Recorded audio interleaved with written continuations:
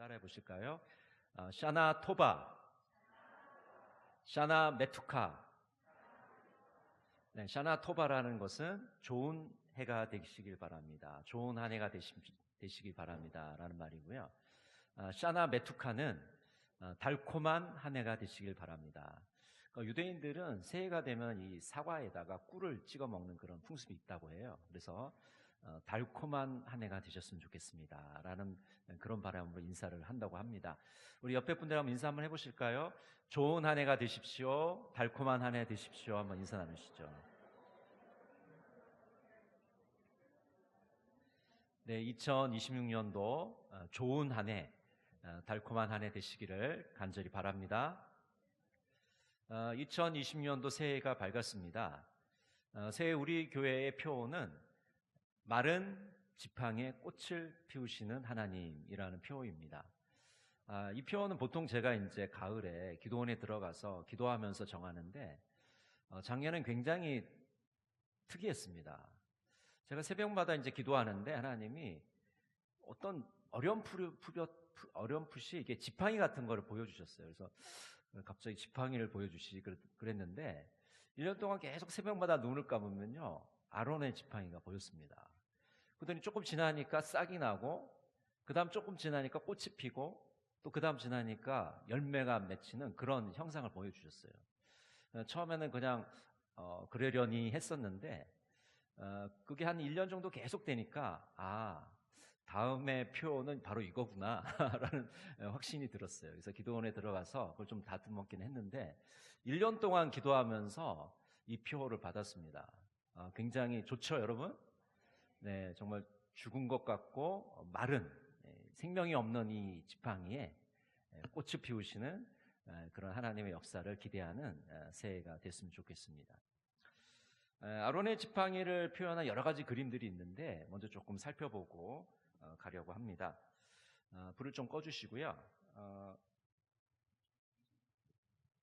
이것은 북프랑스 히브리 문집에 있는 아론의 지팡이라는 그런 작품이고요. 런던 국립도서관에 지금 소장되어 있는데 여기 보시면 지팡이가 왼쪽에 6개, 오른쪽에 5개죠. 그러면 지금 지팡이를 모두 12개를 지성소에 넣어놨잖아요. 그럼 한 개는 요것이 아론의 지팡이입니다. 그래서 이렇게 싹이 나고 이렇게 피어 있는 모습들을 다른 지팡이와 다른 모습들을 좀 볼 수가 있습니다. 그다음 두 번째 그림 한번 볼까요? 제라드 호엣이라는 분이 그린 것인데요. 아론의 꽃이 핀 지팡이를 지파들에게 보여주는 모세라는 제목이 붙어 있습니다. 이거는 그 동판에다가 찍어서 만든 그림입니다. 이 그림은 라헤이 성경이라는 성경에 이제 수록되어 있는 그림인데, 여러분 이 그림을 보시면 모세가 싹이 나고 꽃이 피고 열매가 맺은 지팡이를 들고 있고, 나머지 지파들은 그냥 평범한 지팡이를 들고 있는 모습을 우리가 보게 됩니다. 세 번째 그림을 한번 볼까요? 자, 세 번째 그림은 너무나도 유명한 천재화가 고흐의 작품인데요. 꽃이 핀 아몬드 가지라는 그런 작품입니다. 여러분 아시는 것처럼 이 고흐가 말년에 굉장히 고통스러운 시간을 보냈었는데요. 마침 조카가 출생을 하게 됩니다. 그래서 조카의 출생이 너무나도 기뻐서 고흐가 이 작품을 선물로 주게 돼요. 프랑스에서는 이 아몬드 나무가 생명, 부활, 희망을 상징하는 나무인데 조카에게 선물을 주면서 그 출생을 축하하는 그런 의미로 이 그림을 그리게 됩니다. 네 번째 그림 한번 볼까요? 여기는 우리 교회 벽면입니다. 유치부실 벽면인데요. 지나가다 보니까 이 벽면에 식물이 자라고 있습니다. 이름은 잘 모르겠지만 어떤 식물이 파릇파릇 자라고 있는데 제가 신기하게 여긴 것은 어떻게 흙이 없는데 이렇게 식물이 자랄 수 있을까라는 생각이 들었습니다. 네, 불을 좀 켜주시고요. 흙이 없는 곳에 자라는 식물처럼 죽은 지팡이, 아무런 생명도 없는 그 지팡이가 싹이 나고 꽃이 피는 역사가 일어난 것이죠. 바로 하나님께서 그러한 역사를 일으키십니다. 오늘 본문에 보면 이 아론의 지팡이가 등장을 하는데요. 하나님께서 아론을 제사장으로 선택을 하십니다. 그러나 패역한 이스라엘 백성들 일부는 그것을 인정하지 않습니다. 그래서 하나님께서 하나의 표징, 사인을 하나 보여주셔요. 그래서 각 지파 대표들을 12명을 뽑아서 각자 그 지팡이에다가 이름을 쓰라고 합니다. 그래서 그 다 모아서 12개를 모아가지고 지성소, 법궤 앞에 두게 되죠. 근데 어떤 일이 벌어지게 됐습니까? 모세가 지성소에 들어가 보니까 아론의 이름이 써 있는 지팡이에만 싹이 나고 꽃이 피고 열매가 맺었던 것입니다. 그리고 다른 지팡이들은 아무런 변화가 없는 거죠. 당연한 거죠. 뭐 지팡이에 무슨 일이 일어났겠습니까? 그러나 아론의 지팡이에는 기적이 일어나게 됩니다. 살구 열매가 열리게 되는데 이 살구 나무는 굉장히 특별한 성질을 가지고 있어요. 그것은 겨울을 깨우는 나무로 알려져 있습니다. 그래서 가장 먼저 봄을 알리는 봄의 전령으로서의 역할을 하고 있죠. 그래서 우리나라 성경에는 살구 열매로 기록이 돼 있고 영어 성경에는 아몬드라고 기록되어 있습니다. 여러분 아몬드 다 아시죠? 네, 집에서 열심히 드시죠. 몸에 좋다고 그래서. 그런데 그러면 이거 번역이 잘못된 거 아니냐? 왜 아몬드를 살구나무로 번역을 했느냐 그럴 텐데 이 아몬드 나무, 아까 고우도 그렸는데요. 아몬드 나무와 살구 나무는 아주 가까운 친척벌 되는 그런 품종이에요. 그래서 식물학적으로도 가깝기도 하지만 두 나무가 공통된 특징인데 그것은 봄을 알려주는 그런 나무의 특징을 갖고 있습니다.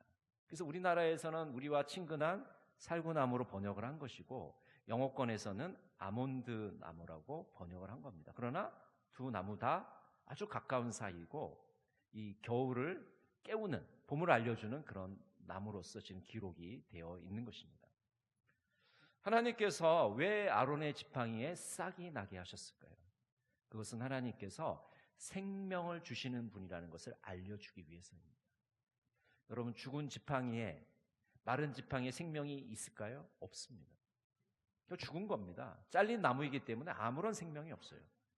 그러나 싹이 나게 하심으로 하나님이 바로 생명을 주시는 분이라는 것을 우리에게 보여주십니다. 또 하나님이 아론의 지팡이에 싹이 나게 하신 이유는 아론에게 하나님이 대제사장 직분을 주셨다는 것을 알려주기 위해서입니다. 아론을 선택하시고 아론을 세우신 분이 누구시냐? 바로 하나님이시라는 것이죠. 인간이 선택하고 인간이 세운 것이 아니라 하나님이 세운 사람이라는 것을 잘 보여주고 있는 것입니다. 여러분 우리가 믿는 하나님은 생명의 주관자이십니다. 죽음에서 생명으로 우리를 이끄시는 분이십니다. 2026년도를 우리가 세상에서는 병오년이라고 그러죠. 병오년. 발음도 좀 힘든데요. 말의 해입니다. 여러분 말은 어떤 특징을 갖고 있습니까? 아주 그 대지를 힘차게 박차고 나가는 아주 힘차게 달리는 모습을 우리가 연상할 수가 있습니다. 2020년도를 우리가 시작하면서 정말 말이 대지를 힘차게 박차고 나가는 그런 모습, 마치 죽은 지팡이에 싹이 나는 그런 모습을 우리가 떠올릴 수 있는 것이죠. 바로 이런 일들을 하실 수 있는 분이 우리가 믿는 하나님이십니다. 의학적으로 심장이 멈추면 모든 것이 끝난 것으로 우리가 여기게 됩니다. 그러나 사람이 죽게 되면 의사들이 제일 먼저 하는 일이 있는데 바로 전기 충격기로 심장을 깨우는 일입니다. 그렇게 되면 어떤 사람은 죽기도 하지만 어떤 사람은 살아나기도 합니다. 지금 이미 죽었지만 심장이 멈췄지만 전기 충격을 가해서 그 심장을 다시 뛰게 하는 겁니다. 아론의 지팡이는 죽은 나무입니다. 그 안에 생명이 없습니다.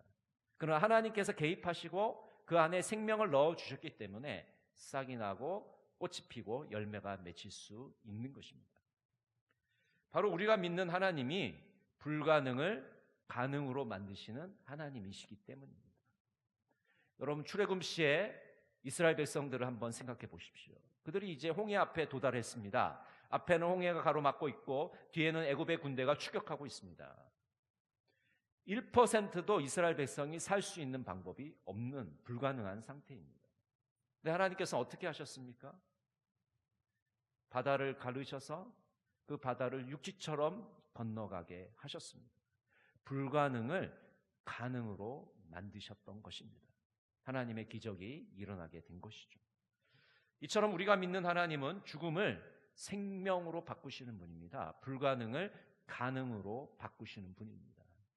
2026년을 시작하면서 우리가 붙들어야 될 하나님은 바로 이런 하나님이십니다.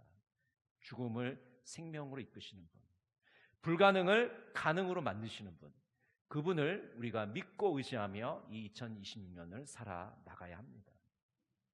그렇다면 구체적으로 우리는 어떻게 이러한 하나님을 경험해 볼 수 있을까요? 오늘 본문에 나타난 4가지 하나님의 모습을 통해서 구체적인 우리 교회의 사역들을 생각해 보려고 합니다.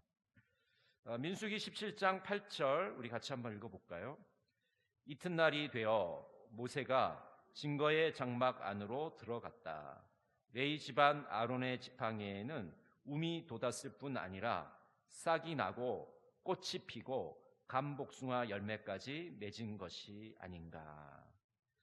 자, 민수기 17장 8절에 보면 아론의 싹난 지팡이의 그 식물의 성장의 단계들을 잘 보여줍니다. 그 지팡이에 먼저 움이 돋습니다. 그 다음 싹이 납니다. 그 다음 꽃이 핍니다. 그리고 열매를 맺습니다. 보통 식물들은요, 이런 것들이 단계적으로 시기적으로 나타나지 한꺼번에 나타나지 않아요. 근데 이것이 한꺼번에 이 지팡이에 나타나는 것을 보게 됩니다. 그러니까 제일 먼저 단계는 움이 돋는 것을 이제 볼 수가 있는데, 이 움이라는 말은 싹이라는 말과 비슷한 말입니다. 그래서 싹, 또 싹을 한자로 하면 순이 되는 거죠. 움과 순, 똑같은 말이에요. 근데 이제 굳이 좀 구별을 하자면 좀 시간적인 차이가 있습니다. 움이라는 것은 막 싹이 난 것, 이제 싹이 트기 시작하는 것을 움이라고 그러고, 그 단계를 지난 거를 싹이 자라는 것을 우리가 싹이라고 부르죠. 순이라고 이제 부르게 되는 겁니다. 이건 뭐 이제 편의상 부르는 겁니다, 여러분. 비슷한 말이지만 굳이 이제 비교를 하자면.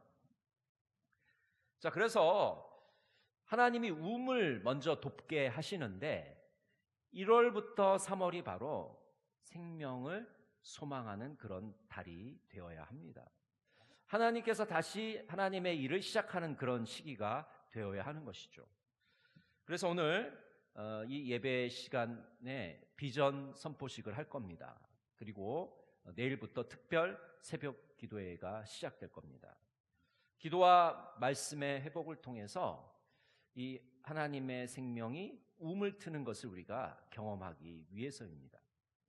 또한 이제 예배 중에 비전 선포식을 하게 될 텐데요. 이 뒤편에 나와 붙어 있는 비전 트리에다가 우리의 신앙의 목표들을 이렇게 붙일 겁니다. 신앙의 목표들을 붙이는 이유는 뭘까요? 우리가 가을에 우리가 1년 동안 열매를 맺었는지 안 맺었는지를 구체적으로 확인하기 위해서입니다. 그래서 오늘 비전 트리에 이 우리의 신앙 목표를 붙이는 것은 바로 움이 트는 것이죠. 움이 터야 나중에 열매를 우리가 확인할 수 있는 것이죠. 여러분, 가을마다 우리가 추수의 계절이다, 또 결실의 계절이라고 부르지만은 사실 목표를 연초에 안 세우면 가을에 추수할 것이 없습니다. 싹이 나지도 않았는데 어떻게 우리가 열매를 얻겠습니까? 그래서 지금 우리가 신앙의 목표를 세워서 가을에 그것을 하려는 것이죠. 1월부터 3월은 움이 돋는 시간입니다. 생명을 소망하는 시간이 될 것입니다. 두 번째로 하나님은 순이 나게 하십니다. 4월부터 6월은 변화의 시작입니다. 제자훈련과 1:1 사역을 통해서 변화를 모색하려고 합니다. 여러분, 우리가 훈련이라는 것, 양육이라는 것을 많이 이야기하는데요. 그 훈련 자체가 사람을 바꾸는 것은 아닙니다. 그러나 하나님 그 훈련의 과정을 통해서, 양육의 과정을 통해서 역사하신다는 사실입니다. 제가 오래전에 어느 교회에서 이제 제자 훈련을 담당하게 되었는데요. 뭐 일주일에 한 4반 계속 이렇게 제자 훈련이 교회에 있었어요. 그러니까 새벽에도 제자 훈련하고, 뭐 주말에도 하고, 저녁에도 하고, 막 계속 제자 훈련하는 거예요. 뭐 언제 쉬었는지도 모르겠어요. 근데 계속 하루 종일 막 제자 훈련하는 겁니다. 그런데 그때 느낀 게 뭐냐면, 어떤 분은 제자 훈련을 하는데 엄청나게 영적으로 성장하는 분이 있어요. 처음 시작할 때보다 마칠 때는 정말로 헌신하는 일꾼, 핵심 일꾼이 되어 있는데 어떤 분은 처음이나 끝에나 별로 변화가 없어요. 왜 그렇습니까? 똑같은 프로그램을 하는데 왜 어떤 사람에게는 변화가 나타나고 어떤 사람은 변화가 없을까요? 변화가 없는 사람은 그냥 프로그램으로 참석한 거예요. 나 이거 수료했어. 나 이거 훈련 마쳤어. 아무 의미가 없어요. 근데 변화가 나타나신 분은 프로그램에 참석한 게 아니고 프로그램을 마치려고 한 게 아니라 그 속에 하나님의 손길을 느낀 거죠. 하나님의 변화를 체험하게 된 겁니다. 그러니까 그의 삶 속에 영적인 성장이 나타나게 되는 거죠. 훈련이 모든 것을 해결해 주지는 않습니다. 그러나 훈련을 통해서 하나님을 만나게 되고 하나님께서 나를 변화시키는 그런 과정들을 우리가 겪게 되는 것이죠. 또한 소그룹을 통해서 변화를 경험해야 합니다. 사실 이렇게 많은 사람들이 모여있는 대그룹 예배는 사실은 우리가 개인적으로 하나님을 만나기가 쉽지가 않아요. 그런데 소그룹은 좀 더 우리가 개인적으로 또 인격적으로 하나님을 만날 수 있는 그런 공간과 분위기가 되는 것이죠. 우리가 작년까지는 구역이라는 조직을 운영해 왔습니다. 그래서 이제 어느 지역에 사느냐, 같은 지역에 사는 사람들을 묶어서 그렇게 이제 구역을 했었는데 올해는 이제 순으로 바꾼 이유는 좀 더 하나님과 가까워지기 위해서 말씀을 같이 나누고 서로를 위해서 기도해주고 하나님과 가까워지고 우리 다른 성도들과 좀 더 가까워지기 위해서 순으로 전환을 합니다. 또 한 가지는 영혼 구원에 더 열심을 내기 위해서 순으로 전환을 하게 된 거죠.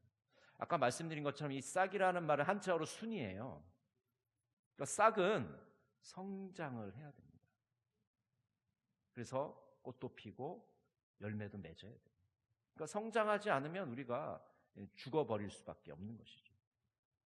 우리 교회가 코로나를 거치면서 교인도 많이 줄었고 예산도 많이 줄었습니다. 여러분, 이 위기를 어떻게 우리가 돌파해 나갈 수 있을까요? 유일한 방법은 전도에 매진을 해야 됩니다. 전도 지향적으로 교회가 바뀌어야 돼요. 전도에 목숨을 걸어야 됩니다. 한번 따라해 보실까요? 전도에 목숨을 걸라. 아이고, 누군가 전도하겠지. 내가 안 해도 되고 굳이 내가 나설 필요가 있나. 근데 이런 생각에서 내가 먼저 좀 전도해야지. 내가 좀 열심을 내야지. 내가 영혼 구원에 앞장서야지. 그런 생각으로 전환이 되어야 됩니다. 그러니까 속으로 바꾼 이유가, 순으로 바꾼 이유가 영혼 구원하는데 앞장을 서라고 순으로 바꾼 것입니다. 그래서 우리는 이 순에서 하나님의 말씀을 통해서 변화를 겪게 되고 다른 죽어가는 영혼들을 구원해내면서 전도하면서 우리의 신앙이 다시 한번 일깨워지고 성장하게 되는 것을 우리가 경험하게 됩니다. 제가 이제 매주 새가족들하고 식사를 하면서 느끼는 것은 뭐냐면 새가족들을 만나면서 내가 지금 얼마나 고인물인가, 내가 얼마나 지금 나태하고 안일한가를 계속 느끼게 돼요.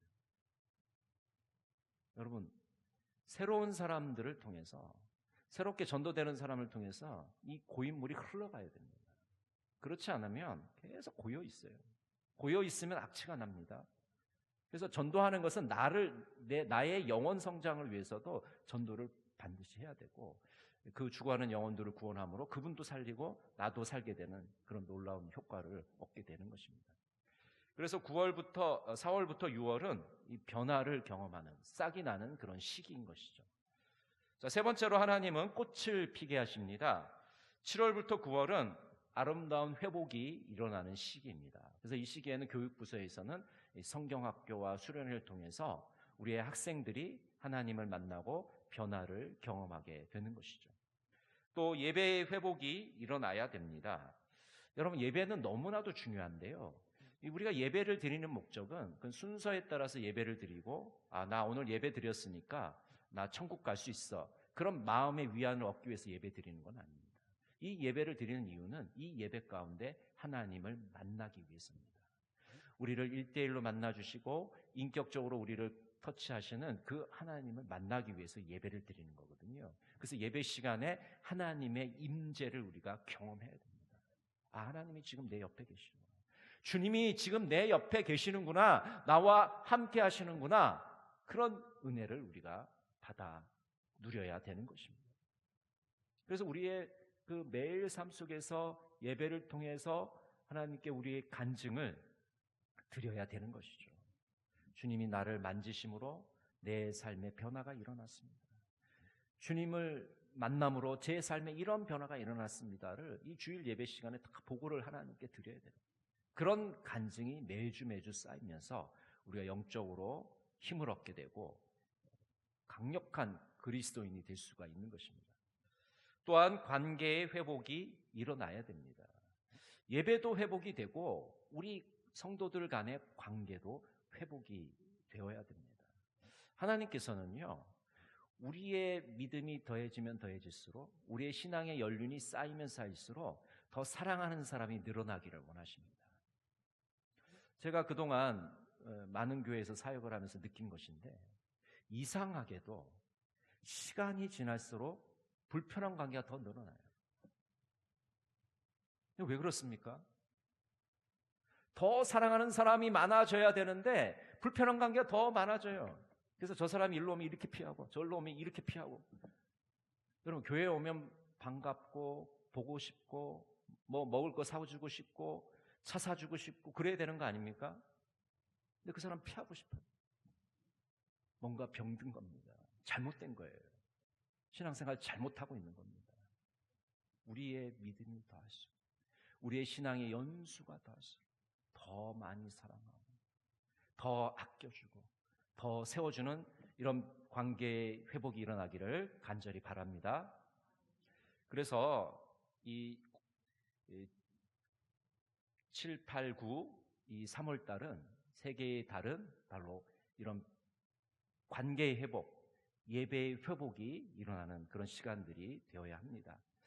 마지막으로 네 번째, 하나님께서는 열매를 맺게 하십니다. 이 아론의 쌍난 지팡이의 마지막 단계 뭐예요? 열매 맺는 단계 아니겠습니까? 살구 열매 맺잖아요. 아몬드 열매 맺고 있잖아요. 10월부터 12월은 수확과 결실의 계절입니다. 10월 달에 가장 중요한 전도 잔치가 있습니다. 내가 연초부터 작정하고 기도한 사람을 이 10월 달에 데리고 옵니다. 그리고 함께 천국 잔치를 나누게 되는 것이죠. 또 11월에는 추수감사절이 있습니다. 이 추수감사절에는 우리 밖에 붙어 있는 저 비전 트리의 신앙 목표들을 다시 확인하는 그런 시간입니다. 연초에 이렇게 우리가 신앙 목표를 이렇게 스티커로 붙였는데 이제 가을이 되어서 11월에 이제 연말이 되어서 다시 확인하는 거죠. 하나님 앞에서 내가 예배를 어떻게 드렸는가? 내가 하나님 말씀을 가까이 했는가? 내가 매일 기도하면서 하나님과 교제했는가? 내가 영혼 구원에 앞장섰는가? 그런 것들을 이 가을에 다시 점검을 하게 되는 것이죠. 또한 연말에 되면 성김의 열매를 거두어야 됩니다. 우리 주변에 있는 연약하고 소외된 이웃들을 위해서 우리가 함께 힘을 모으는 것이죠. 그래서 온돌 헌금을 하기도 하고 또 구제를 통해서 우리 이웃들을 돕기도 하는 것입니다. 선행을 하는 것이 아니라 하나님이 교회를 세우신 목적, 세상에 빛이 되고 소금이 되고 그리스도의 사랑을 증거하라고 하신 그 목적을 우리가 우리의 삶 속에서, 우리의 삶의 현장에서 실천해 나가는 것이죠. 그래서 10월부터 12월은 바로 마지막 열매를 맺는 그런 시기를 거치게 됩니다. 여러분, 오늘 아론의 지팡이에 싹이 나고 꽃이 피고 열매를 맺은 것처럼 우리들의 삶도 이런 놀라운 하나님의 기적의 역사가 나타나기를 간절히 소망합니다. 여러분, 하나님의 손에 지팡이를 맡기시길 바랍니다. 우리는 아무것도 할 수가 없습니다. 꽃을 피울 수도 없고요, 열매를 맺게 할 수도 없습니다. 그러나 하나님의 손에 들어가게 되면 꽃이 피고 열매가 맺히는 놀라운 역사가 나타나게 됩니다. 그리고 하나님의 역사를 너무 조급해하고 너무 빨리 그 열매를 보기를 바라지 마십시오. 우리가 조급해하면 조급해할수록 우리는 그 열매를 보지 못할 가능성이 높아집니다. 정말 천천히 기다리면서 기도하면서 하나님의 역사를 기대하시길 바랍니다. 또한 지금 눈에 보이지 않지만 그 열매가 보이지 않다 할지라도 우리의 현재의 자리에서 최선을 다해야 됩니다. 여러분, 정말 우리가 겉으로 보기에는 이게 죽은 지팡이에요. 마른 지팡이에요. 아무런 생명도 없습니다. 그러나 언젠가 하나님의 때가 되면 싹이 납니다. 꽃이 핍니다. 열매를 맺습니다. 우리는 이 하나님을 의지하고 바라보는 것이죠. 한 경매장에 낡고 금이 간 바이올린 한 대가 헐값으로 나오게 되었습니다. 근데 아무도 눈길을 주지 않았습니다. 근데 어떤 연주자가 그 바이올린을 조율하더니 그 바이올린을 켜기 시작했습니다. 근데 그 바이올린에서 아름다운 소리가 흘러나오기 시작했어요. 그러자 갑자기 그 바이올린의 경매가가 수십 배로 뛰기 시작했습니다. 여러분, 바이올린이 지금 바뀐 겁니까? 아니잖아요. 연주자의 손에 들려서 그 소리를 들으니까 그 바이올린의 진가를 알게 된 것입니다. 여러분, 아론의 지팡이 죽어있는 지팡이입니다. 마른 지팡이입니다. 생명력이 없는 지팡이입니다. 희망이 없는 지팡이. 그러나 하나님의 손에 들려졌을 때 놀라운 기적의 역사가 일어나게 됩니다. 여러분, 2026년도 마른 지팡이와 같은 우리의 삶이지만 하나님의 손에 들려졌을 때 꽃이 피고 열매가 맺는 놀라운 역사가 나타날 줄로 믿습니다. 여러분, 이런 하나님의 역사를 기대하시는 복된 한 해 되시기를 간절히 바랍니다. 기도하겠습니다. 사랑의 하나님, 새해가 시작되었습니다. 우리의 현실은 마른 지팡이와 같이 암울하지만 죽음에서 생명으로, 불가능에서 가능으로 이끄신 하나님을 만나기를 원합니다. 마른 지팡이에서 우미 돋게 하시고 순이 나서 꽃이 피게 하여 주시옵소서. 열매가 풍성히 맺게 하여 주시옵소서. 기적을 일으키신 하나님을 만나게 하여 주시옵소서. 예수님의 이름으로 기도드립니다. 아멘.